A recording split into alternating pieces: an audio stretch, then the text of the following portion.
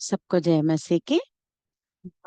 आज हम न्यायों के पुस्तक देखने जा रहे हैं। अभी तक हमने बाइबल में से उत्पत्ति से लेकर यहोशू का पुस्तक जो है वहां तक हमने देखा है। मैं आशा करती हूँ कि आप सबको वो सब अच्छे से समझ में आए करके। अगर कुछ डाउट्स है तो भी आप पूछ सकते हो मुझे। हाँ, तो आज हम यहोशू के पुस्तक कल हम कंप्लीट कर दिए। तो यहोशू के पुस्तक में हमने ये देखा है कि हाँ, परमेश्वर ने जो प्रॉमिस किया है वो लैंड में ये लोग सब आ गए हैं। तो परमेश्वर से प्रॉमिस किए लैंड को वो लोग स्वाधीन कर लिए हैं। और वहाँ उनको वो जो भूमि जो है वहाँ स्वास्थ्य जो है वो सब भी बांटा गया था। अभी वहाँ आने के बाद उनका जीवन कैसा है आज हम न्यायों के पुस्तक में देखेंगे। आ,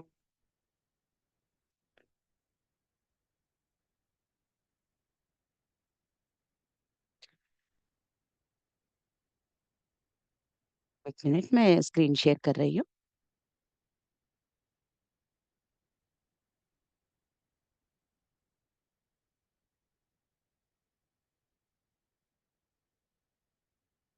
स्क्रीन।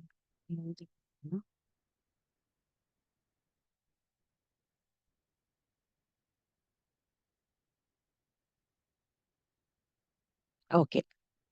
हाँ, यहाँ अगर हम देखने से ये न्यायों के पुस्तक का जो है उसका डिवीजन और कैसे हम देख सकते हैं कैसे हम पढ़ सकते हो उसमें क्या क्या हमें दिए गए हैं, वो सब हम यहाँ देख रहे हैं। यहाँ अगर हम देखेंगे तो न्यायों के पुस्तक में ये न्यायों के पुस्तक में जाने से पहले मैं एक विषय आपको बताना चाहती हूँ। ताकि हम ये पुस्तक को अच्छे से समझ सकें। अभी वो लोग यहोशू के नेतृत्व में सब लोग कनान प्रांत में आ गए थे। वहां आने के बाद उनको भूमि बांटा गया था। उसके बाद क्या हुआ, वो लोग सेटिल हो गए वहां। सेटिल होने के बाद क्या हुआ, परमेश्वर को नहीं जानते हैं और परमेश्वर के कार्य को जो नहीं जानते हैं ना, वैसा एक पीढ़ी वैसा एक जनरेशन आ गया जिनको परमेश्वर मतलब जो कोई मिस्र देश से शुरू हुए थे वो लोग बहुत सारे क्या, यहोशू और कालेब के अलावा सब लोग मर गए थे। मगर कौन एंटर हुए कनान में, अगर हम देखने से हमने देखा था ना कि 20 साल के अंदर जो है मतलब बीच में जंगल में जो पैदा हुए थे बच्चे, इसीलिए उनको फिर से सुनती का कार्यक्रम किया जाता है वहाँ एंटर होने के बाद। तो यहाँ ये सब देखने के बाद मूसा ने देखो, मूसा ने एक बार दो बार दो तीन उपदेश वहां दिया है कैसे परमेश्वर ने क्या किया है व्यवस्था विवरण में। और उसके बाद अगर हम सोचेंगे वो टाइम पे नहीं है ये लोग, तो बाद में यहोशू भी मरने से पहले इससे पहले ही मैंने हमने कल देखा है ना, उसने भी उपदेश दिया है परमेश्वर ने क्या क्या कार्य किया है। अगर आज्ञा पालन करोगे तो आशीष कैसे पाओगे, आज्ञा उल्लंघन करोगे तो कैसे परमेश्वर का दंड तुम्हारे ऊपर आएगा, ये सब बोला है ना। ये तो ये नजदीक में है यहोशू ने जो मैसेज दिया था। फिर भी क्या हुआ, परमेश्वर को न जाने और उनके कार्यों को न पहचाने वाले पीढ़ी उत्पन्न हुए। तो देखो, परमेश्वर बहुत दिनों से जब से मिस्र देश से बाहर निकले थे उनको बोल रहे थे फसह का मनाओ, फसह का पर्व मनाओ, यानी तो फेस्टिवल्स क्यों रखे थे, तुम्हारे बच्चों को बोलना है कि क्या क्या हुआ है, परमेश्वर ने क्या कार्य किया है। ये लोग फेस्टिवल्स बना रहे हैं तो परमेश्वर के बारे में बोल रहे हैं क्या देखने से। ये बात अगर जब हम देखेंगे ना न्यायों के पुस्तक में, तब हमको समझ में आता है कि वो इतना फुलफिल नहीं कर पाए परमेश्वर के आज्ञा को, हाँ करके हम देख सकते हैं। तो वैसे पीढ़ी आने के बाद क्या हुआ पता है, यहाँ हम देखेंगे न्यायों के पुस्तक में मनुष्य के यानी तो इज़राइल लोगों का पाप कितना मतलब कितना तक हुआ है और परमेश्वर उनको कैसे सजा दिए, फिर से उनको कैसे क्षमा किए और उनको कैसे शांति दिए, फिर से वो भूल जा रहे थे। बार बार जो परमेश्वर ने उनके ऊपर दया दिखाई वो हमेशा भूल जाने वाले हैं करके हम यहाँ देख सकते हैं। तो वो वहां सेटिल होने के बाद ये पहले अध्याय में वही हम देख सकते हैं कि पहले अध्याय में देखो 1-2 चैप्टर्स को पहले मैं पहले डिवीजन का बताऊंगी। ये न्यायों के पुस्तक को 3 भाग कर सकते हैं। पहले 2 चैप्टर्स एक भाग, पहला भाग मतलब इंट्रोडक्शन जैसा है वो, एक और दो न्यायों के दिनों में क्या हुआ था, कैसे थे इज़राइल लोग, क्यों वो लोग वैसे पाप किए थे, वो सब हमको 1-2 चैप्टर्स में मिलता है। उसके बाद 3 से लेकर 16 तक, तीसरे अध्याय से लेकर 16 तक अगर हम देखेंगे तो न्यायों को, परमेश्वर ने किन किन न्यायों को चुना है और उनको कैसे परमेश्वर ने इस्तेमाल किया है, वो सब हम देख सकते हैं। 17 to 21 चैप्टर्स अगर हम देखेंगे तो उसमें आखिरी में इसराइल का पाप कितने स्थाई पर है, मतलब और कितना वो दुष्ट लोग बन गए हैं करके हमको एक चित्रीकरण दिखाता है इसराइलों का पापों के विषय में। तो वो हम देख सकते हैं। तो 3 भागों में पहला 2 भाग इंट्रोडक्शन, 3 to 16 न्यायी कौन कौन है, परमेश्वर ने किन किन को चुना है और किन किन के ऊपर लड़ाई करके यानी तो युद्ध करके वो लोग इनको छुड़ाना है, वो सब उसमें दिया जा गया है। और उसके बाद 17 to 21 इसराइल का गिरावट, नैतिक जीवन में गिरावट, उनका मतलब परमेश्वर जो उनसे इच्छा करते थे वो सब विषय में कैसे वो फेल हो गए हम देख सकते हैं।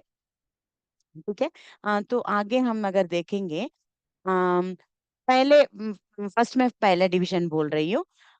1-2 चैप्टर्स में अगर हम देखेंगे तो यहाँ हमको परमेश्वर ने इजरायलियों को, कनानियों को पूरा नाश करने के लिए बोलते हैं। मैंने कल यहोशू में बोला था आपको कि पूरे सब लोगों को नाश कर दो, कोई एक भी मत बचाओ, सब लोगों को नाश कर दो करके कितने बार परमेश्वर ने बोला था। मगर फिर भी थोड़े लोगों को इन्होंने क्या किया है, छोड़ दिया है। जिन लोगों को इन्होंने छोड़ दिया है ना, वही इन लोगों के पाप के विषय में प्रेरित करने के लिए वो लोग बन गए। मतलब उनसे इनको बहुत समस्याएं उठे। कैसे? एक ऐसे बोल सकते हैं कि उनसे शादी कर लिए इन्होंने, परमेश्वर ने बिल्कुल मना कर दिया था, मगर उन लोगों से शादी करना शुरू किए, उनके देवताओं का पूजा करना शुरू किए, और उनके जो आचार व्यवहार रहते हैं ना, वो भी ये लोग सीखने के लिए तैयार हो गए। तो उनके वजह से इनको कितने समस्या हुए हैं वो सब वर्णन करते हैं उसमें। और परमेश्वर और थोड़े जो जातियों को छोड़ दिया है ना, वहाँ उनके ऊपर फिर से युद्ध करने के लिए यहाँ बोला जाता है। तो वो टाइम पे यहूदा और शिमोन के गोत्र लोग बहुत शूरवीर थे। तो वो दोनों पहले जाके कैसे थोड़े एरियाज को कैसे वो जीतते हैं, वो वहाँ हम देख सकते हैं। उसके बाद और दूसरे गोत्र जो है ना, उनके भी छोटे छोटे युद्ध दिखाई देते हैं। मतलब जो एरियाज छोड़े गए हैं बिना युद्ध करते हुए और नाश किए हुए, जिनको छोड़ दिया है ना, परमेश्वर एक बार और आज्ञा देते हैं उनको भी मार दो करके। तो पूरा तो नहीं करते हैं, मगर फिर भी परमेश्वर की आज्ञा मानकर वो लोग छोड़ देते। तो परमेश्वर भी एक टाइम पे कैसे हो गए पता है? ठीक है, ये लोग वैसे भी मेरा बात पूरा नहीं सुन रहे हैं ना, तो इनको ना थोड़े लोगों को रहने ही दूंगा, क्योंकि तब इनको टेस्ट करने के लिए मुझे एक मौका मिलेगा करके। अगर हम वही देखने से, वो पहले अध्याय और दूसरे अध्याय में हम वही देख सकते हैं। मैं यहाँ एक दिखाऊंगी, देखो। यहाँ अगर हम देखने से,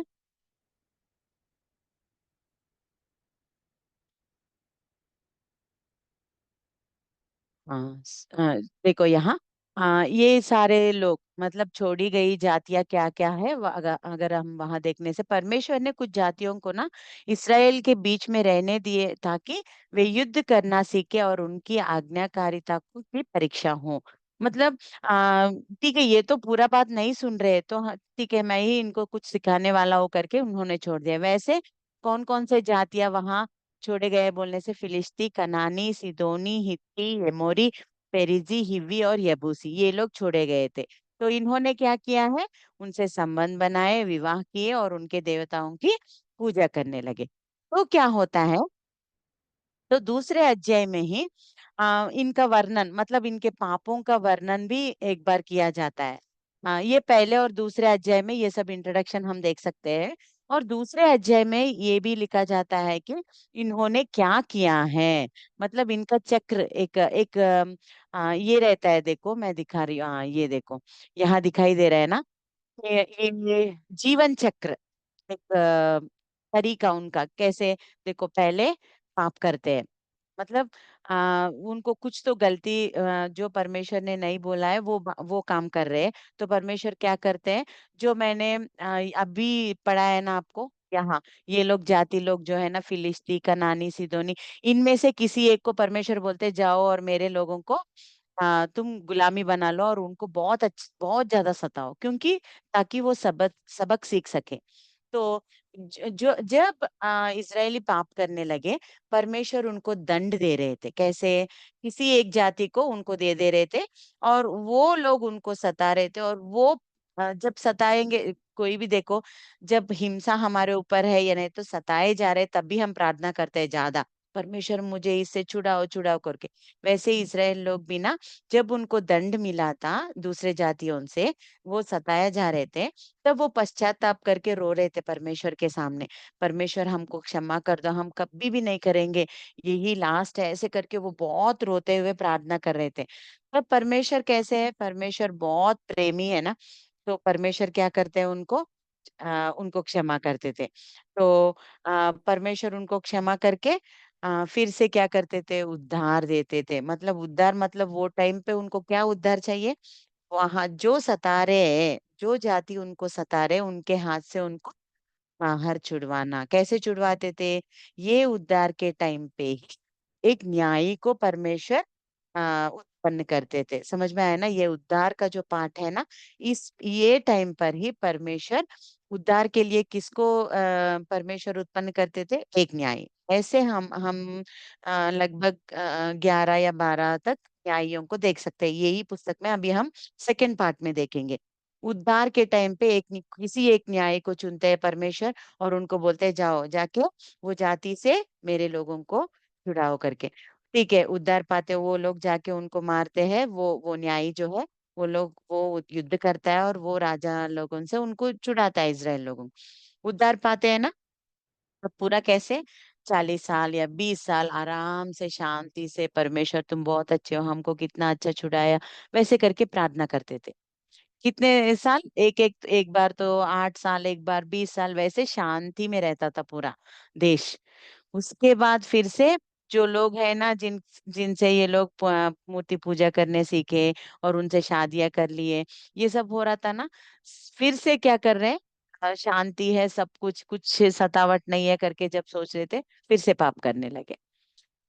फिर से जब पाप कर रहे थे, परमेश्वर दंड दे रहे थे। दंड देने से जब वो सता रहे थे, पश्चाताप कर रहे, उद्धार के लिए न्यायी को परमेश्वर चुन रहे।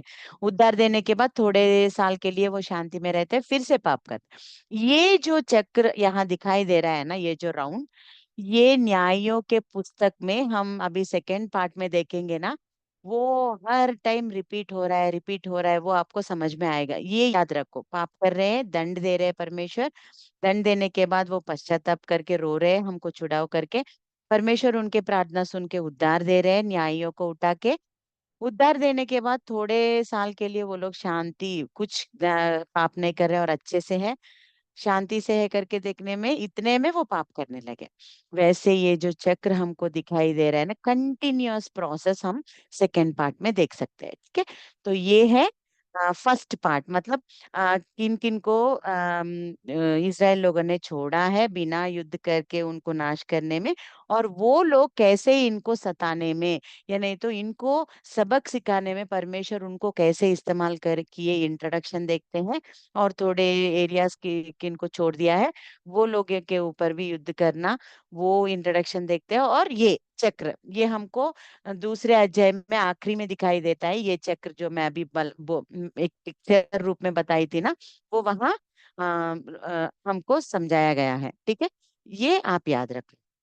उसके बाद अभी हमको सेकंड पार्ट में, फर्स्ट पार्ट हो गया है ना, मैं ये आपको ये जो फ्लो चार्ट मैंने दिया है ना, वो मैंने भेजा है, उसमें अच्छे से आप लोग देख लो, नीचे भी दिया है मैंने ये। ठीक है, अभी फर्स्ट पार्ट हो गया, इंट्रोडक्शन पार्ट, मतलब कनान देश की विजय और असफलताएं। नेक्स्ट सेकंड पार्ट में आ रहे हैं। ये सेकंड पार्ट में किन जातियों को परमेश्वर ने उनके लिए रखा है ना, उनसे परमेश्वर इनको सबक सिखाना चाहते हैं। ऐसा नहीं है कि वो लोग बहुत अच्छे हैं इसीलिए इसराइल लोगों को सबक सिखा रहे हैं, ऐसा नहीं है।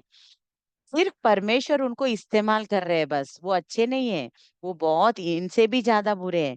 मगर परमेश्वर किसी को सबक सिखाना चाहते हैं, तो केवल उनके ही लोगों को नहीं यूज करते, बाहर के अन्य जाति या नहीं तो बुरे लोगों को भी कभी कभी यूज करते हैं।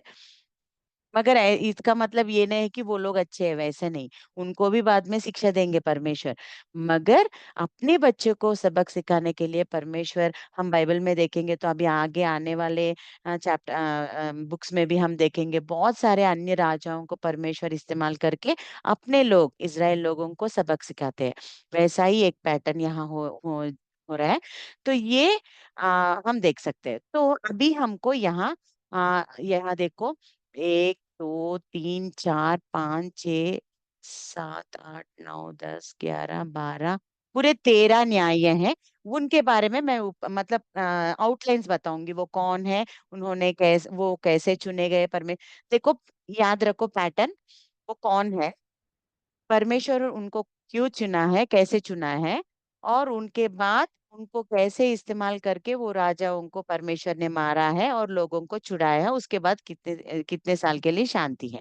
ठीक है, वो कौन है, न्याय है, और कैसे परमेश्वर ने उनको चुना है, उन्होंने कैसे राजाओं को मारा है, एक एक तरीके से मारते हैं। तो वो भी हमको सिर्फ इंट्रोडक्शन में ऐसे मैं दे रही हूँ, बाद में अगर आप पढ़ोगे तो आपको अच्छे से समझ में आए। ये सेकंड पार्ट में जा रहे हैं, ठीक है।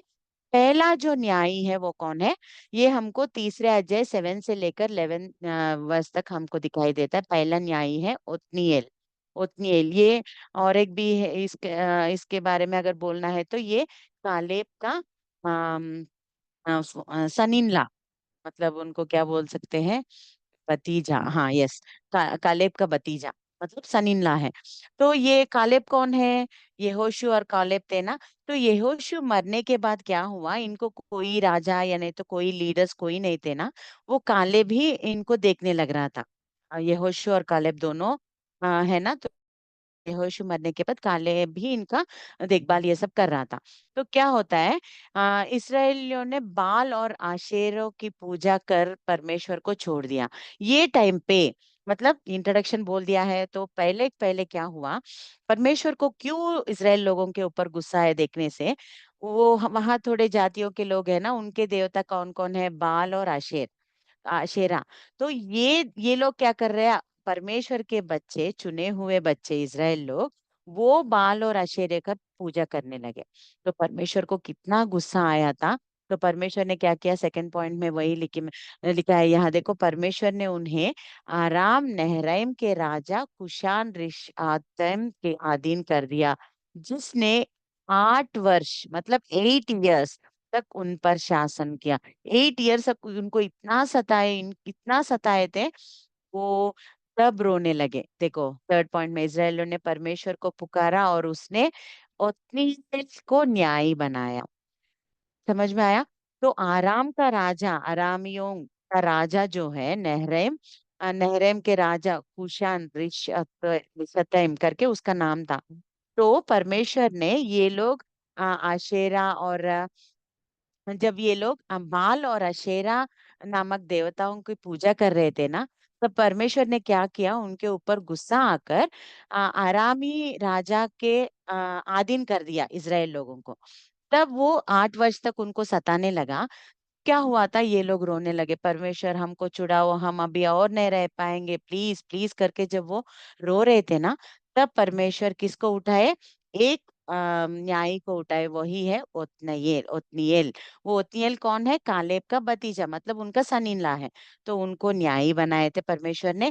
और यहाँ एक बात, अच्छी बात यहाँ हम देख सकते हैं, परमेश्वर की आत्मा ओत्निएल पर आई और उसने इसराइल को शत्रु से छुड़ाया। मतलब परमेश्वर की आत्मा से बढ़कर ओत्निएल यहाँ काम किया करके हम देख सकते हैं। ठीक है, और उन सबको छुड़ा दिया आरामी राजा के हाथ से। पहला न्यायी कौन है, ओत्निएल, वो कालेब का भतीजा है।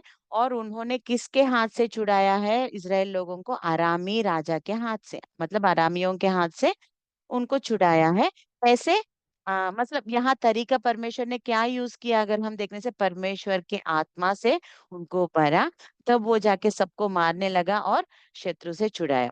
उसके बाद 40 वर्ष तक, मतलब 40 साल तक देश में पूरा शांति शांति शांति। कितना शांति बोलने से, और जब आराम से जी रहे थे।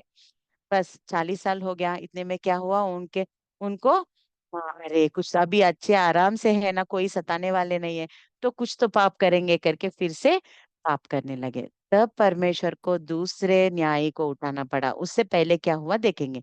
इसराइलियों ने फिर पाप किया और परमेश्वर ने उनको मोयाब के राजा एग्लोन के अधीन कर दिया। पहला कौन था? अरामी के राजा के हाथ कर दिया।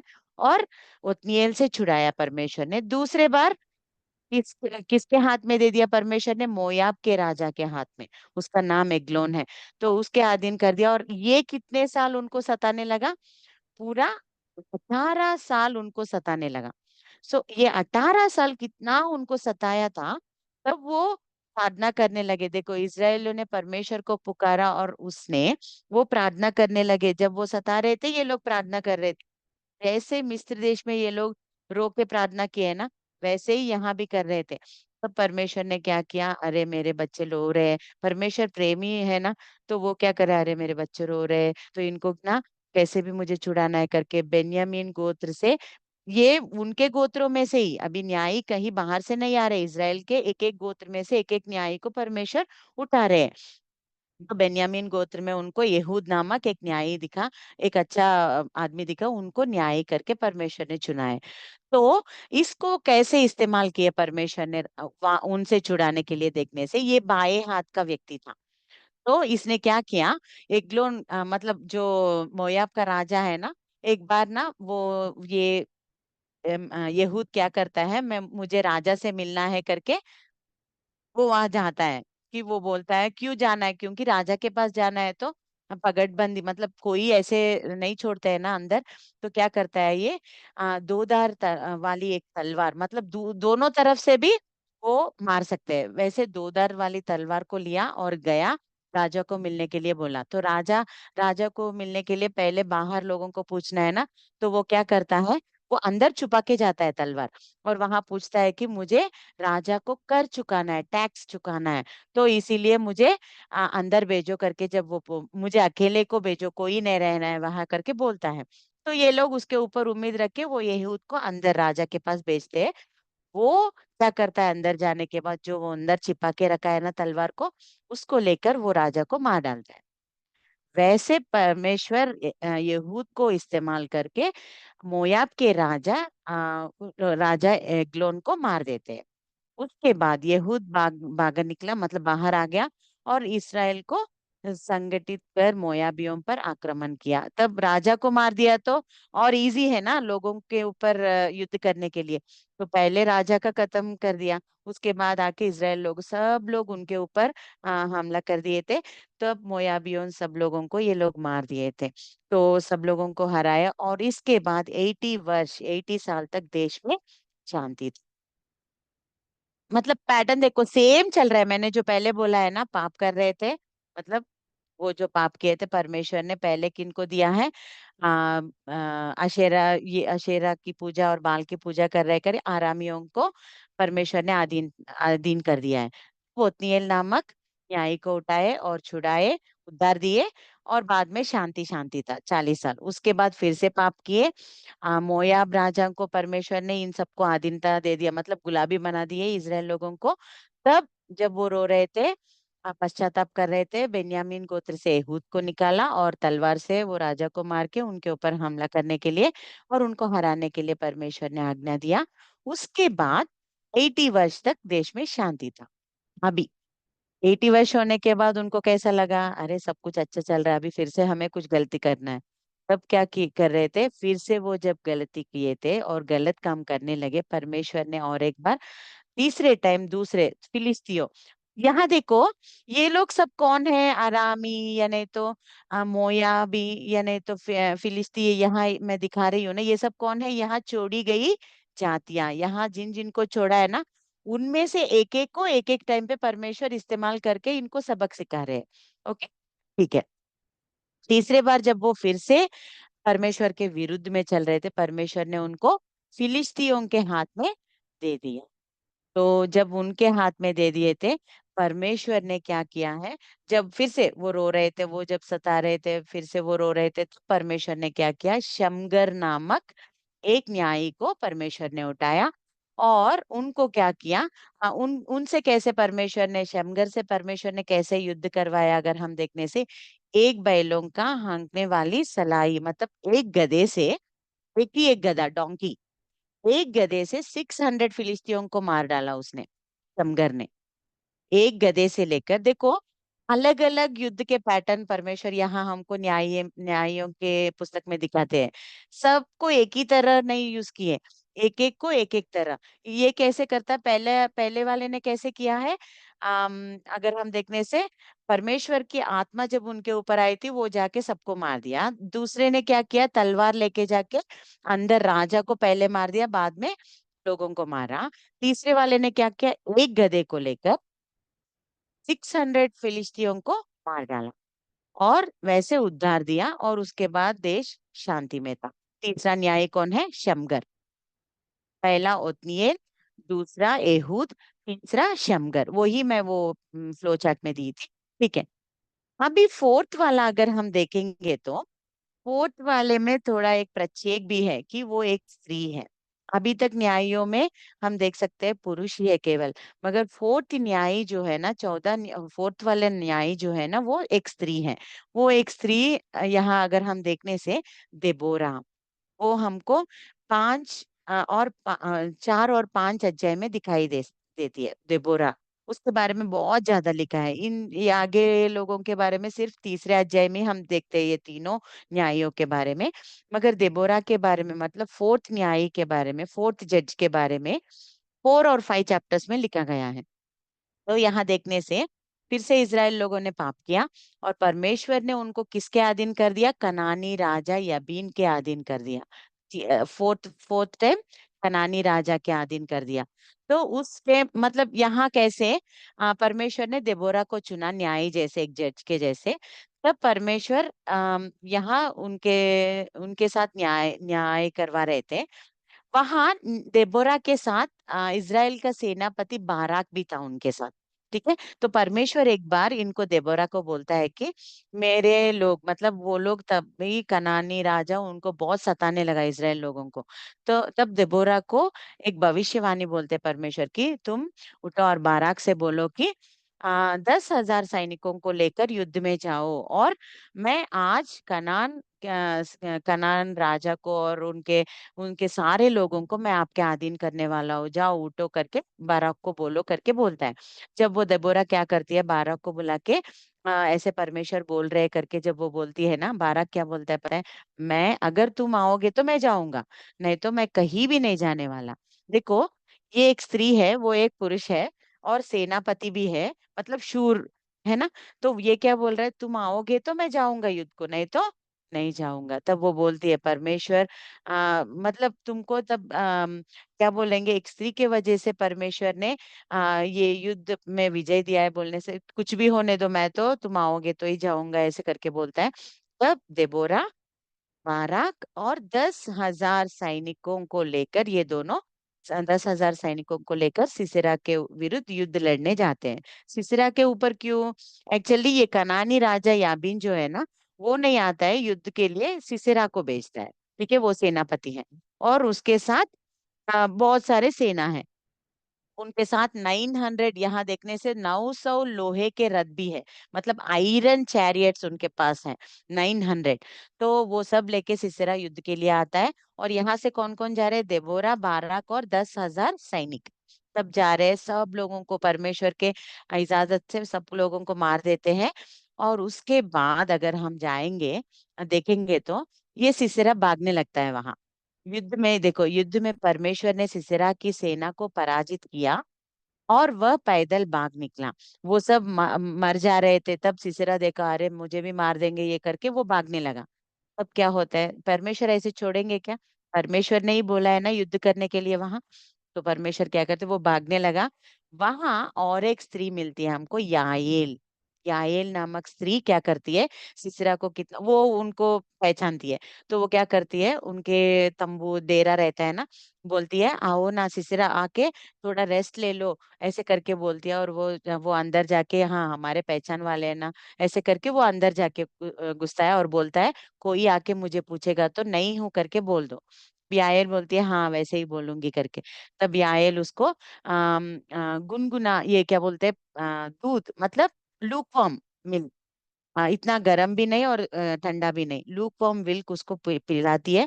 वो ऐसे ही थक जाकर सो जाता है। सो जाते ही क्या होता है पता है, यायल क्या करती है, एक पिला लेती है और तोड़ा लेती है, उसके सिर में से ऐसे वो किले को मार, बड़ा किले रहते हैं ना, क्योंकि उस दिनों में वो डेरा बांधते थे ना, वो किले से बड़े बड़े किले रहते हैं ना, तो वो किले उसके सर के ऊपर जब मारती है ना हथौड़ा से, वो जाके भूमि पर आ, अटक जाता है। इतना, एक ही की मार में वो मर जाता है। वैसे वो जो परमेश्वर ने भविष्यवाणी दिया है ना, एक स्त्री के हाथ में परमेश्वर ये युद्ध करवाने वाले है करके, याएल देखो यहाँ क्या करते हैं, वहां देबोरा, और यहाँ याएल मेन लीडर को, यहाँ सेनापति को मार देती है। ये देबोरा और बाराक का विजय के बारे में, मतलब देबोरा जब न्यायी थी, परमेश्वर ने कनान राजा के हाथ से कैसे छुड़ाया, यहाँ हम देख सकते हैं। ठीक है, तो उसके बाद पूरा पांचवा अध्याय पूरा वो गाना गाती है, परमेश्वर ने कैसे वो उन सब सारे लोगों से परमेश्वर ने युद्ध में कैसे सहायता की, ऐसे करके पांचवा अध्याय पूरा वो गाना गाती है। वो हम देख सकते हैं।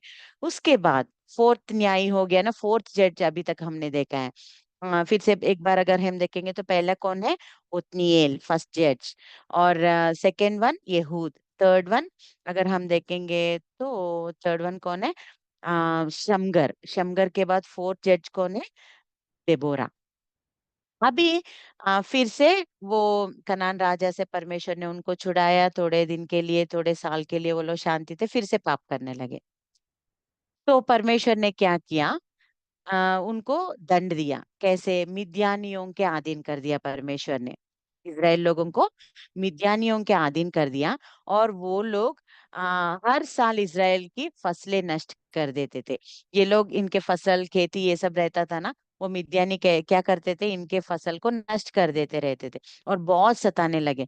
तब सब ये लोग सब रोने लगे, इजराइल लोग, परमेश्वर हमको ये मिद्यानियों के अधीन से छुड़ाओ करके। जब वो रोने लगे, परमेश्वर गिद्योन को न्यायी बना के उनको छुड़ाया है। जब गिद्योन कैसा है आदमी है पता है, गिद्योन ना बहुत डरावट है। वो कितना डरता है, वो जाके ना एक बार क्या कर रहा है, उसके फसल में मतलब उसके खेती में वो छुपा है, ऐसे ही पीछे। तब एक परमेश्वर के दूत आके बोलते हैं, गिद्योन, यू माइटी वैरियर करके बुलाते हैं, मतलब पराक्रम वीर करके। जब वो बुलाते हैं, वो सोचता है ये कौन है, मैं तो कितना डरा डरा हुआ आदमी हूँ, ये किसको बुला रहे करके, मगर फिर से बोलता तुम ही हो। तब बोलते हैं, परमेश्वर तुमको ना मिद्यानियों के हाथ से इजराइलियों को छुड़ाने के लिए परमेश्वर तुमको इस्तेमाल करने वाले। तो वो बोलता है मैं कैसे इस्तेमाल होऊंगा, मुझे तो बहुत डर है, ऐसे करके। तो परमेश्वर ने तुमको चुना है, ऐसे करके वो बोलता है। तो परमेश्वर उनको चुन के कैसे ये किया है पता है, पहले पहले वो काम वो क्या करता है, जब परमेश्वर ने उसको न्यायी जैसे चुना है, वो उनके पिताजी ने बाल देवता, देवता की वेदी चढ़ाई थी। तो पहले गिद्योन क्या करता है, जाके उस वेदी को गिरा देता है। उसके बाद वो क्या करता है, गिद्योन ने ना परमेश्वर से दो संकेत पूछता है, परमेश्वर सच में मैं ही हूँ क्या युद्ध करने वाला, क्योंकि मुझे तो इतना डर है, मैं अभी भी नहीं मान पा रहा हूँ कि मुझे आपने चुना है करके, प्लीज एक बार कंफर्म कर दो करके। तब फिर से परमेश्वर को दो संकेत उसने मांगा है, दो संकेत भी परमेश्वर पूरा करते हैं। तब उसको कंफर्म करता है कि परमेश्वर ने सच्ची में मुझे चुना है करके। तो अगर हम देखेंगे तो 7 चैप्टर में हमको परमेश्वर कैसे गिद्योन को उपयोग करके, इस्तेमाल करके मिद्यानियों के ऊपर विजय दिया है, हम देख सकते हैं। यहाँ इनका तरीका देखो, पहले उनके पास, गिद्योन के पास मतलब शूर लोगों को ही वो काउंट करते थे। वहां कितने लोग हैं गिद्योन के टाइम पे, 32,000 है शूर, मतलब सेना जो युद्ध करने वाले हैं, 32,000 है। तो परमेश्वर क्या बोलते हैं पता है, 32,000 से मैं तुमको विजय नहीं देने वाला हूँ, क्योंकि बाद में तुम बोलोगे अगर 32,000 से, उनके वजह से नहीं, मैं तुमको विजय देने वाला हूँ, मगर तुम लोग क्या बोलोगे, हमारे पास 32,000 लोग हैं, इसीलिए हम लोग जीते हैं, परमेश्वर ने कुछ नहीं किया। ऐसे करके बोलोगे, इसीलिए मुझे 32,000 नहीं चाहिए, सिर्फ 300 लोग मुझे चाहिए। जब वो एक टेस्ट लगाता है वहां कि पानी वहां बह रहे हैं, वो जाके बोलते हैं पानी को पियो, सब सेना जो 32,000 है ना उनको जाके पानी पीने के लिए परमेश्वर बोलते हैं। जब उनमें जो मतलब ऐसे नीचे झुककर जो पानी पी रहे हैं, थोड़े लोग वैसे पी रहे हैं, और थोड़े लोग कैसे पानी को ऐसे हाथ में उठा पी रहे हैं, ऐसे दो लोग दो तरीके के वहां दिखाई देते हैं। तो परमेश्वर क्या करते हैं, उनमें से 300 लोगों को चुनते हैं जो रेडी रेडीली मतलब पानी को कैसे पी रहे हैं, कोई भी आकर अगर छोटा भी साउंड हुआ तो तुरंत वो निकल जा सकते हैं, मतलब इतना रेडीनेस उनमें है। वैसे लोगों को परमेश्वर हाँ 300 लोगों को चुनते हैं और बोलते हैं अभी जाओ, अभी मैं तुमको मिद्यानियों के ऊपर विजय देने वाला हूँ।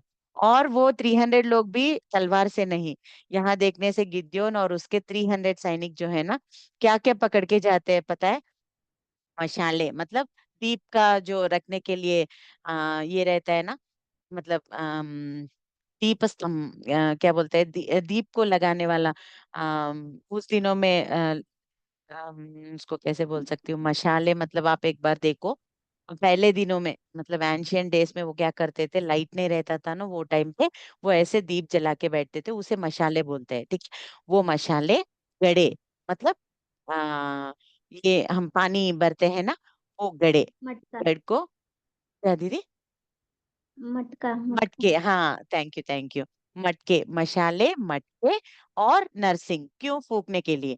वो तीन लेके परमेश्वर बोलते हैं अभी जाओ तुम कहाँ, मिद्यानियों के ऊपर युद्ध करने के लिए। तब वो जब वैसे मैदान में बैठे रहते हैं ना, ये लोग क्या करते हैं देखते हैं, वो लोग सब ऐसे बैठे रहते हैं मैदान में, ये लोग क्या करते हैं एक ही बार जब नरसिंग फूंकते हैं ना, वो लोग सब डर जाते हैं मिद्यानी लोग की, और कुछ तो हो जा रहा है यहाँ करके, वो लोग डरते हैं। और वहां जब वो पूरा अंधेरा हो जाता है, तब इनके हाथ में क्या है, मशाले है ना, मतलब दीप है ना, तो ये क्या करते हैं सबसे युद्ध करके पूरे को मार देते हैं। मतलब परमेश्वर देखो एक एक तरीके से कैसे युद्ध कर रहे हैं। गिद्योन बोला मैं नहीं कर सकता, मैं बहुत डरपोक हूँ, परमेश्वर ने बोला नहीं मैं ही इस्तेमाल करूंगा। और उस टाइम पे 32,000 थे सेना, अगर परमेश्वर ने बोला नहीं मुझे वो सब नहीं चाहिए, सिर्फ 300 चाहिए, वो भी रेडीली, जो युद्ध करने के लिए रेडी है वैसे वाले ही मुझे चाहिए करके 300 लोग को चुनते हैं।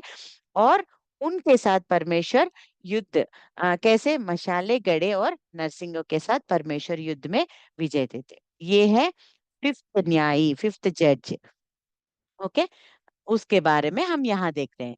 उसके बाद अगर हम देखने से, अभी तक हमने किन किन को देखा है, पूरे 5 जजेस को देखा है हमने। वो अगर हम देखेंगे तो पहला कौन है, ओत्निएल। दूसरा कौन है, अम, दूसरा न्यायी यहूद है। तीसरा शमगर है। फोर्थ वाला देबोरा है। और उसके बाद गिब्योन है फिफ्थ वाला। उसके बाद फिर से वो लोग मिद्यानियों को मारे और अच्छे से उनको उद्धार दे दिए। अब थोड़े सालों के लिए फिर से वो लोग सब अच्छे थे। उसके बाद फिर से इनको क्या हुआ, नहीं कुछ तो करना है, अच्छे आराम से चल रहा है जीवन, कुछ मजा नहीं आ रहा है करके फिर से पाप करते हैं। तब परमेश्वर क्या करते हैं देखो, हाँ, ये पूरे 7 8 9, अगर हम देखने 6 7 8 चैप्टर्स में पूरा गिद्योन के बारे में हमको दिखाई देता है, ठीक है? और बाद में जब ये लोग फिर से पाप किए, परमेश्वर क्या करते हैं, अबीमेलेक, सॉरी यहाँ क्या है ना, ये एक बड़ा न्यायी ऐसा कुछ नहीं है, ये गिद्योन जो है ना उसका बेटा जो है अबीमेलेक करके है। यहाँ एक्चुअली परमेश्वर अगर एक को चुने और उनके बेटे को बाद में न्यायी जैसे चुने, उनके बेटे ऐसे, उनके वंश को ऐसे नहीं चुन रहे परमेश्वर।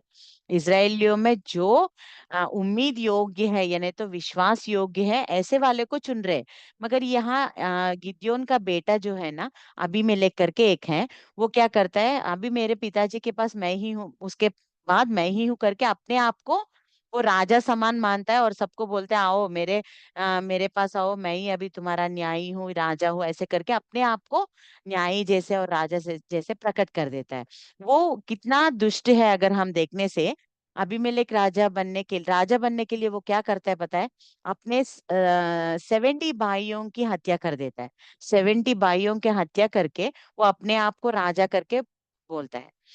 मतलब बाद में क्या होता है, एक्चुअली ये क्यों राजा का प्रस्थान क्यों यहाँ आया, यहाँ देखने से गिद्योन के आखिरी में क्या होता है, परमेश्वर गिद्योन को इस्तेमाल करके मिद्यानी लोगों से उनको छुड़ाते हैं ना।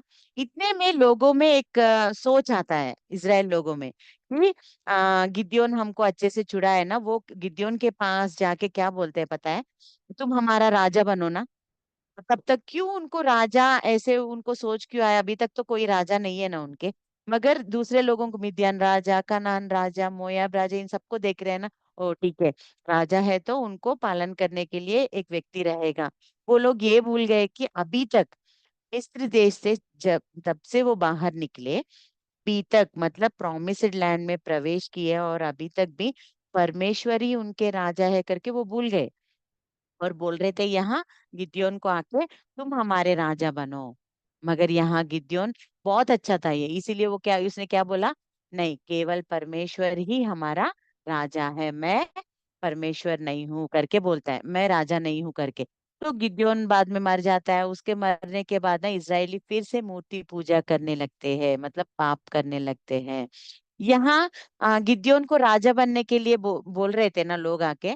तो अबीमेलेक क्या सोचता है उसका बेटा, अरे अभी मेरे पिताजी को ये लोग राजा बनने के लिए बोले, मगर उसने इनकार कर दिया है। अभी गिद्योन को पूरे 71 बच्चे हैं। तो अभी 71 में किसी एक को राजा बनने से अच्छा है ना, ऐसे करके वो क्या सोचता है, अगर राजा किसी को बनना है तो इनमें कोई निकलेंगे बाहर, राजा, मैं राजा बनूंगा करके। इसीलिए अगर ये 70 लोगों को मैं मार दूंगा क्या होगा, मैं अकेला ही राजा हूँ। ऐसे करके वो 70 लोगों को मार देता है और अपने आप को राजा करके प्रकट कर देता है।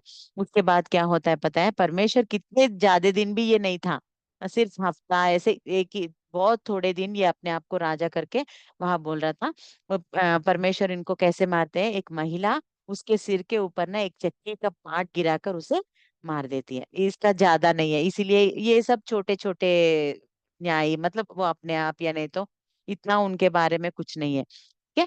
तो वो अबीमेलेक अबीमेलेक के बारे में देख सकते हैं। उसके बाद 10 टू 12 चैप्टर्स में अगर हम देखेंगे, और थोड़े न्याय, तोला नामक एक न्यायी आया, याईर, और यफ्ता यफ्ता नामक एक न्यायी, सान, एलो और अब्दोन, ऐसे वो लोग न्यायी बने, और थोड़े थोड़े उन लोगों से उन्होंने इसराइल लोगों को छुड़ाया था। ये छोटे छोटे न्याय है, मतलब ज्यादा इनके बारे में कुछ नहीं है इतना। तो ये कौन कौन ऐसे उनके नाम प्रस्तावन किए गए, उनके नाम है ये, ठीक है। उसके बाद अगर हम देखने से 13 टू 16 चैप्टर्स, 13, 14, 15, 16 चैप्टर्स अगर हम देखेंगे, हम सबको पता है शिमशोन, सैमसन का जन्म, और उसको परमेश्वर ने क्यों चुना है। फिर से ये लोग जब पाप कर रहे थे, परमेश्वर ने इसराइलों को फिलिस्तियों के हाथ में दे दिया। तब परमेश्वर, जब वो लोग रो रहे थे, परमेश्वर ने सैमसन को चुना। तब ये लोगों सब, अभी देखो, एक शमगर है, ये याबीन है, या नहीं तो अगर हम देखेंगे ओत्नीएल है, ये देबोरा है, गिद्योन है, ये लोग कब चुने गए थे, जब बड़े हो गए, और उनके जीवन को देख के परमेश्वर ने क्या किया, उनको ये अच्छे उनसे भी करके उनको चुना है ना।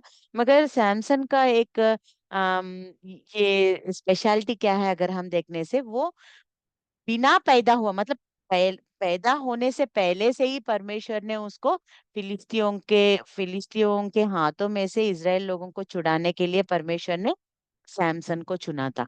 तब से, तब भी वो पैदा भी नहीं हुआ, परमेश्वर ने उनके माता पिता को दर्शन देकर एक दूत के द्वारा उन्होंने बुलाया कि तुम एक लड़के को जन्म दोगे, उसे नाजिर रखना है, मतलब समर्पित करना है, और उसके बाल कभी नहीं काटना है, और वो पवित्र जीवन जीना है।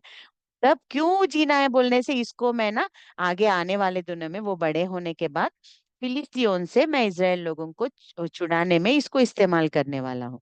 मगर और सैमसन का जीवन भी बहुत, मतलब वो बहुत ताकतवीर था, वो बहुत शक्तिशाली था। उसने क्या किया, शेर को नंगे हाथों से मार दिया। उसकी शक्ति देखो, शेर को नंगे, 14, 15 चैप्टर्स में हम वो सब उसके शक्ति और वो उसके कार्य हम देख सकते हैं।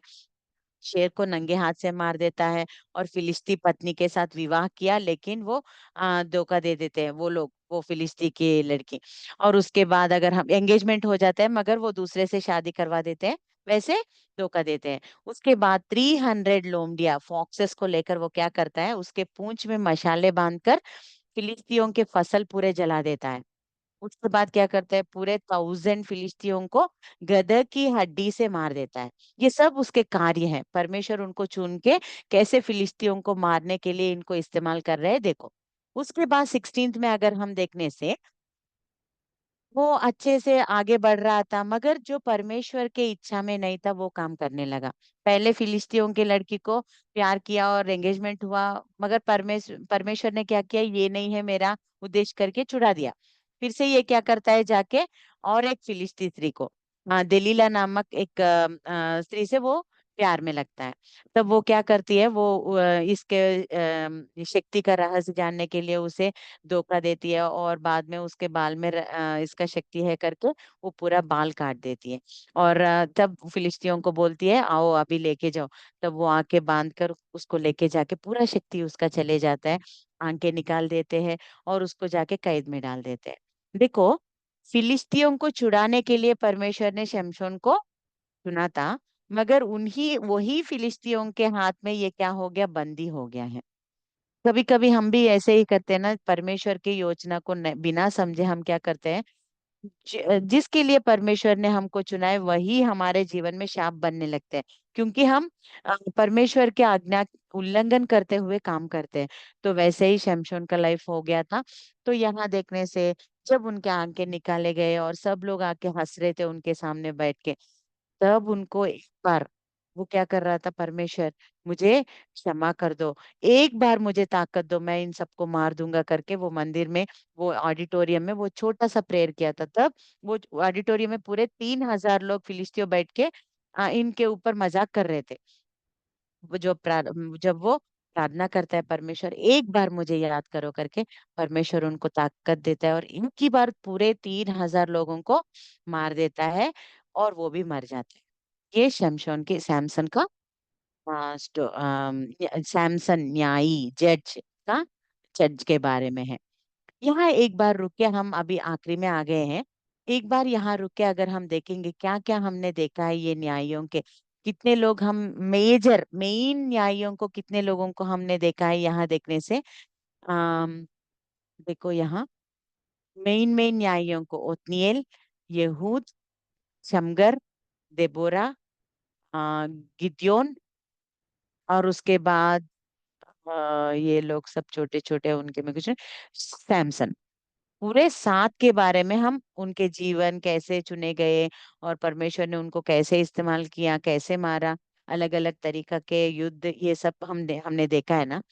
ये सब देखने के बाद हमको क्या पता चल रहा है यहाँ न्यायों के पुस्तक में, न्यायों से अगर हम देखेंगे, परमेश्वर कमजोर लोगों को भी शक्तिशाली बनाता है करके हम देख सकते हैं। कौन है कमजोर यहाँ? गिद्योन क्या क्या है, कितना डरपोक था ना, वो बोल रहा है मैं कितना डरपोक हूँ और मुझे आके बोल रहे हो माइटी वैरियर करके। तब वो सबमिट कर रहा है, मैं इतना बलवान नहीं हूँ, शक्तिशाली नहीं हूँ प्रभु करके, जब वो बोलता है उसके कमजोरी को, जब सबमिट कर रहा है ना परमेश्वर के सामने, परमेश्वर उनको शक्तिशाली बना के परमेश्वर ने इस्तेमाल किया। सैमसन के विषय में भी लास्ट में उसका पूरा ताकत निकल गया था ना, फिर भी परमेश्वर उसके कमजोरी को परमेश्वर के हाथ में रख रहा है। परमेश्वर मुझे अभी मैं कुछ नहीं कर सकता, मगर एक बार मुझे ताकत दो ना करके, जब वो प्रार्थना करता है परमेश्वर उसको शक्तिशाली बना के यूज करते हैं। मतलब हमारे कमजोरी को अगर हम परमेश्वर के हाथ में रखेंगे ना, परमेश्वर हमको शक्तिशाली बना के इस्तेमाल करेंगे। कोई भी कुछ भी हो हमारे जीवन में परिस्थितियां, ये हम याद कर सकते हैं ये न्यायों से। और अधूरी आज्ञाकारिता और मूर्ति पूजा इसराइल के पतन का कारण बनी। क्या है इनका पतन का कारण? क्यों इतने न्यायियों को परमेश्वर को क्यों चुनना है, और इतने अन्य राजाओं के हाथ में, उनके अधीनता में परमेश्वर को क्यों इसराइल लोगों को देना था? के पापों के वजह से। क्या है पाप? मूर्ति पूजा, जो परमेश्वर पहले पहले आज्ञा में दिया था कि मूर्ति पूजा बहुत बड़ा पाप है, वही वो हमेशा, फिर भी मतलब बार बार करने लगे। एक बार किया छोड़ दिए, परमेश्वर ने इतना कार्य किया है ना, छुड़ाया ना, ये सब याद नहीं कर रहे, फिर से कर रहे, फिर से। मतलब हमारे पतन का कारण, हमेशा सोचो, एक बार करने से, फिर से आके पश्चाताप करने से परमेश्वर छोड़ देंगे। मगर अगर बार बार वही काम, जिसके विषय में हमने पश्चाताप किया है और क्षमा मांगी है, परमेश्वर ने उसे छुड़ाया है, फिर से हम जाके वही पाप हमेशा कर रहे हैं ना, तो हम पतन हो जाएंगे। वही हम यहाँ न्यायों के पुस्तक में देख सकते हैं। उसके परमेश्वर अपने लोगों को बार बार अवसर देता है, लेकिन वे फिर भी पाप में लौट जाते हैं। व्यक्तिगत इच्छाएं, जैसे शमशोन का प्रेम, परमेश्वर के उद्देश्य को कमजोर कर सकती है। परमेश्वर इच्छा के साथ हमको भेजे, मगर कभी कभी क्या होता है, हमारे उद्देश्य जो रहते हैं ना, हमारे कमजोरी जो रहते हैं ना, वो परमेश्वर के उद्देश्य को निकाल सकते हैं। मतलब कैंसिल कर देते हैं वो परमेश्वर के इच्छा को। तो हमें बहुत ध्यान से रहना पड़ेगा। ठीक है, तो ये हमने सीखा है। तो अभी थर्ड पार्ट क्या था? सेकेंड पार्ट पूरे न्यायी। देखो, पहला पार्ट इंट्रोडक्शन था, उनका गलती क्या है, क्यों हुआ वो पाप। क्योंकि उन्होंने जो रखे, मतलब जिन लोगों को उन्होंने बचा के रखा है, उनके वजह से ये लोग पाप करना सीखे। और उनका पाप का चक्र क्या था? पाप कर रहे, परमेश्वर दंड दे रहे, पश्चाताप कर रहे, उद्धार पा रहे, शांति, फिर से पाप, ये चक्र उनके जीवन में होते रह रहा है। बाद में 3 to 16 सेकेंड पार्ट में हमने देखा है न्यायियों का शासन काल। कौन कौन से न्याय, मेन, Othniel, Ehud, Shamgar, Deborah, Gideon और शमशोन, इनके जीवन में कैसे कैसे हुआ, ये सब हमने देखा। आखिरी पार्ट, ये मैं 4-5 मिनट में कंप्लीट कर दूंगी। ये ऐसे होते रह रहा है ना, तो क्या हुआ, ये इज़राइल लोग ना बहुत पतनावस्थ, मतलब कितने गिरावट में आ गए, अगर हम देखने से। इसराइल का गिरावट, नैतिक जीवन का मतलब, नॉर्मल एथिकल वैल्यूज रहते हैं ना, वो जिनको परमेश्वर पता नहीं है, उनको भी वो एथिकल वैल्यूज रहते हैं कि ये गलत है, इसे हमको नहीं करना है करके। मगर यहाँ इतना परेशानी की बात है कि परमेश्वर से चुने गए लोगों में ही इतना गिरावट आ गया है। वो अगर हम देखने से 17 और 18 चैप्टर में, मीका नामक एक व्यक्ति आता है।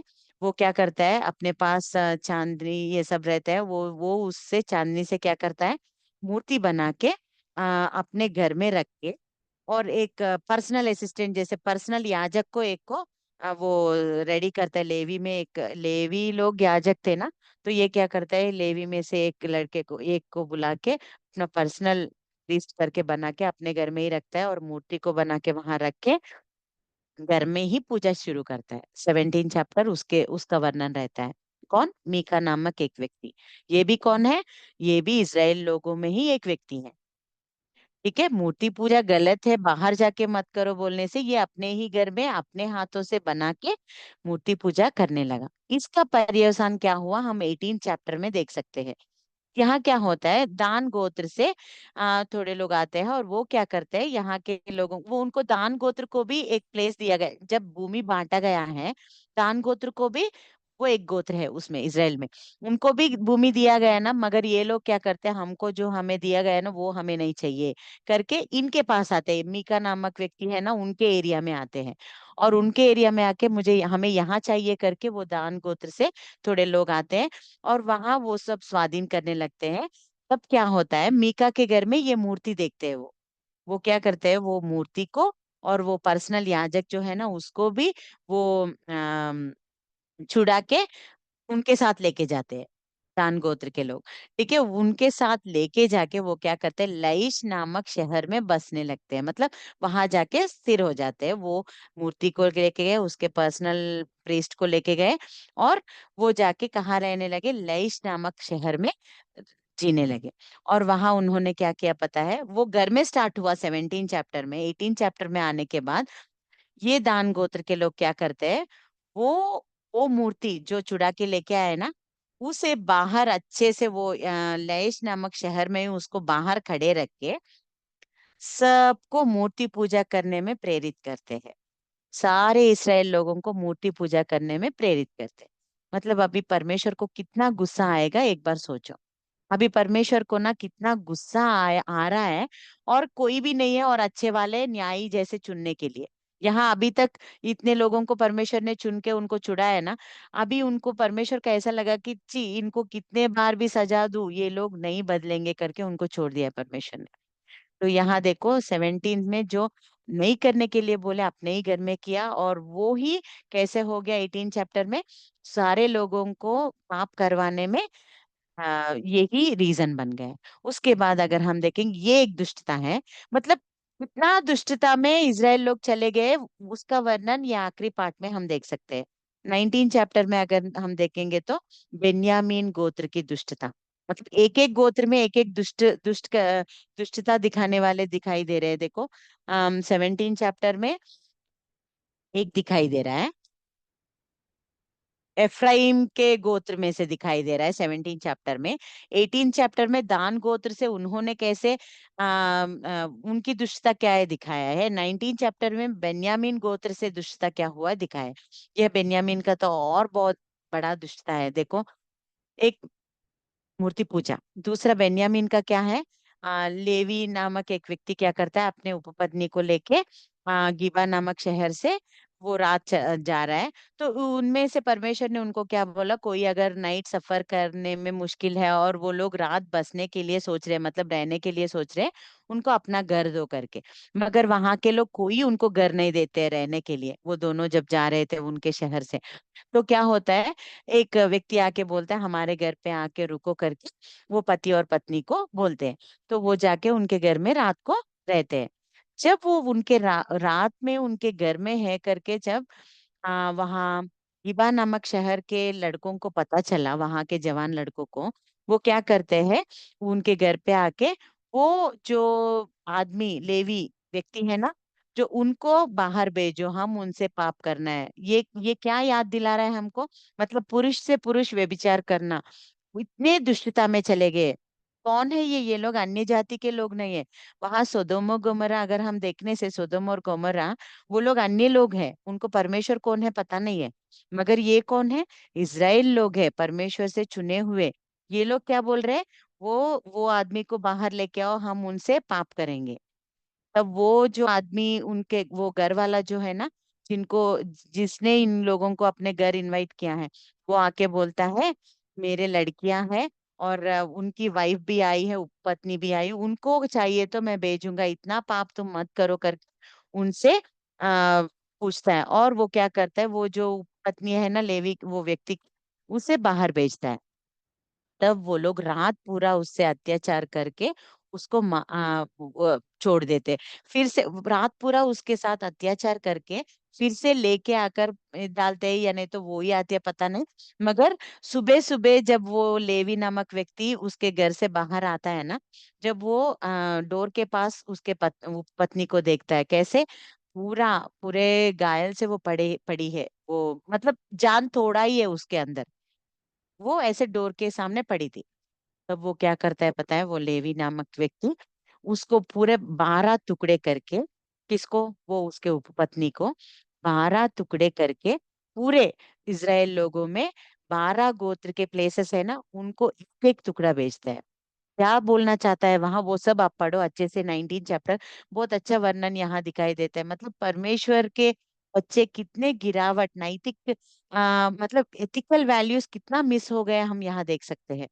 तो 12 टुकड़े बेच के उनको क्या मैसेज देता है पता है वो, इज़राइल के लोग कितना गिर गए हैं, मतलब परमेश्वर के दृष्टि में ये लोग कितना गिर गए हैं।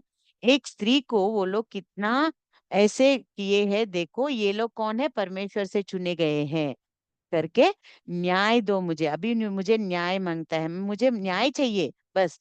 ये कैसा है, ऐसा ऐसे कैसे हो सकता है, इतना दुष्टता कैसे रह सकता है करके वो टुकड़े को बेचता है। जब वो बात वहां के एल्डर्स, वो सब रहते हैं ना गाँव में, इजराइल लोगों में एल्डर्स है ना, उन सबको पता चलता है, वो लोग आके एक प्लेस में मीटिंग रखते हैं। 21 चैप्टर्स पूरा वही दिखाई देता है। और वो लोग क्या डिसाइड करते हैं, ये बेन्यामीन, वो गिबा कहाँ कहाँ का है, बेन्यामीन एरिया का है, मतलब बेन्यामीन को बेन्यामीन गोत्र को जो दिया गया है ना भूमि, वो एरिया में जो रहते थे ना, उनसे हुआ है ये दुष्टता। ठीक है। तब ये लोग सोचते हैं नहीं, ये बेन्यामीन लोगों को हमें मारना, इतना दुष्टता कैसे कर सकते हैं ये लोग करके, उनको उनसे युद्ध करते, 3 टाइम उनसे युद्ध करते हैं।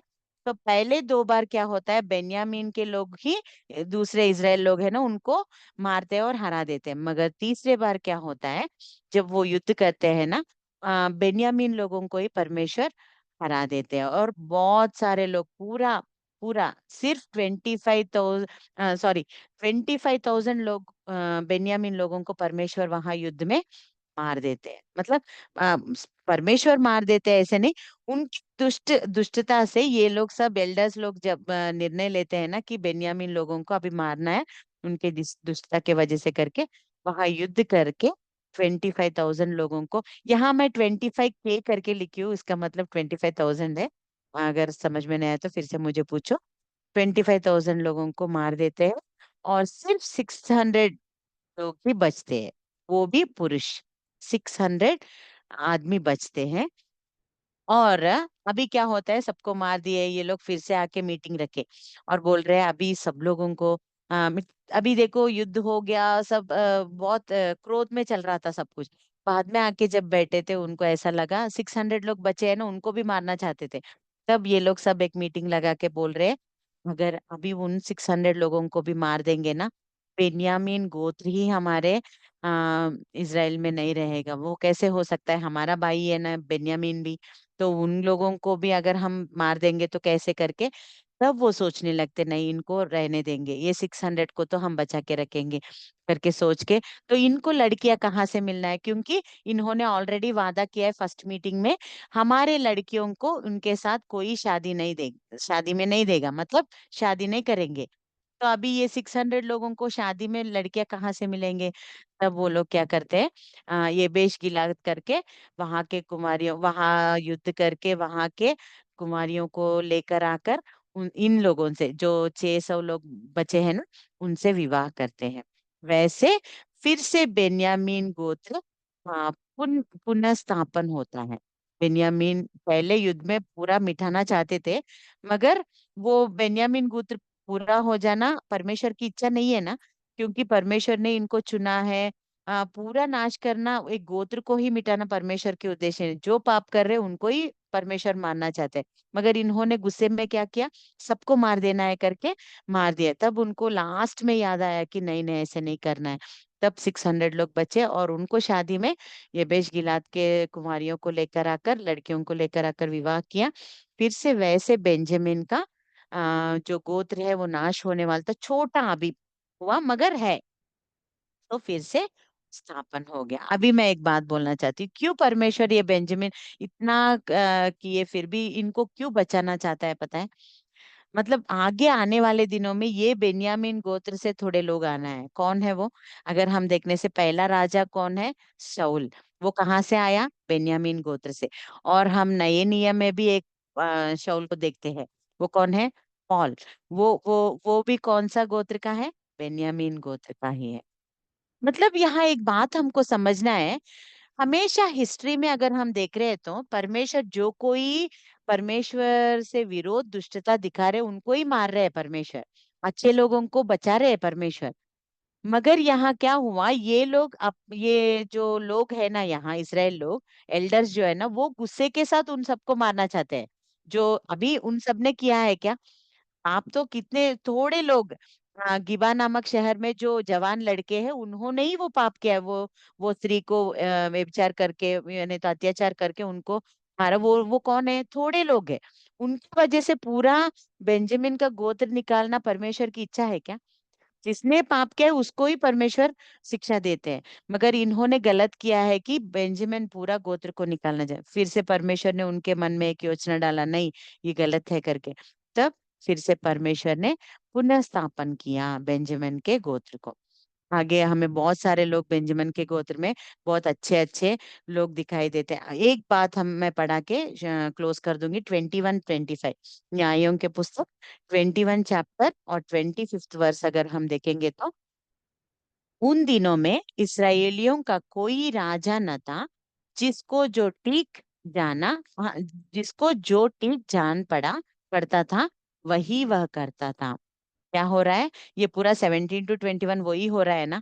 एफ्राइम के गोत्र के दुष्टता, दान गोत्र की दुष्टता, बेन्यामीन गोत्र की दुष्टता। और आखिरी में अगर हम देखने से वो बड़े लोग जो एल्डर्स माने जाते हैं वो भी कैसे किए, न्याय से नहीं किए, सब लोगों को मारने में वो भी दिखाए थे वहां। ये सब मतलब क्यों हो रहा है बोलने से, उनका मतलब वो परमेश्वर को अपना राजा करके नहीं मान रहे, और उनको कोई राजा नहीं था। तो किनको क्या ठीक लग रहा है, मतलब मुझे ये ठीक है, मैं ये करूंगा, वो कर रहे हैं। ये ठीक है क्या, नहीं ये गलत है क्या, सच है क्या, यानी तो अच्छा है क्या, कोई भी सोचने वाले नहीं है। इसलिए क्यों, उनको राजा नहीं है। ये बात से ये न्यायों का पुस्तक पूरा होता। तो ये है 3 भाग न्यायों के पुस्तक में। जब मनुष्य का गिरावट, ने तो इसराइल लोगों का गिरावट और परमेश्वर का न्याय, और उसके बाद फिर से कितना भी करो परमेश्वर को वो अपना मतलब दिल पूरे तरीके से नहीं दे रहे हैं, वो दुष्टता में ही लगे हैं। यही हमको ये क्या बोलते हैं, न्यायों के पुस्तक याद करता है, याद करवाता है। तो ये पुस्तक को मैं यहाँ तक समाप्त कर रही हूँ। Thank you. या एक मिनट।